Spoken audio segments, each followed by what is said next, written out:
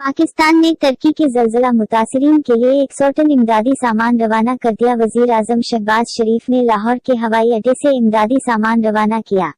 इस मौका पर तुर्की के कौंसल जनरल एमर उज़्बे, निगरान वज़ीर एला पंजाब मोहसिन नक़वी, विफाकी वज़ीर सरदार अयाज सादिक, ख्वाजा अहमद हसन और दीगर एला सरकारी हुक्काम भी मौजूद थे। वज़ीर आज़म शहबाज शरीफ ने इस मौका पर तुर्की के कौंसल जनरल एमर उज़्बे से ज़लज़ले से होने वाले जानी और माली नुकसान पर अफसोस का इजहार करते हुए कहा कि पाकिस्तानी कौम मुश्किल की इस घड़ी में ज़लज़ले से मुतासिरा अपने बहन भाइयों को तन्हा नहीं छोड़ेगी। तुर्की का फौजी तैयारा 100 टन इमदादी सामान ले जाने की गुंजाइश का हामिल है। मजमूई तौर पर गुज़श्ता रोज 142 टन इमदादी सामान तुर्की भिजवाया गया। 12 टन इमदादी सामान पाकिस्तान एयरलाइंस के 777 जहाज के जरिए लाहौर से तुर्की पहले ही रवाना हो चुका है, जबकि 30 टन इमदादी सामान पाकिस्तान एयरलाइंस की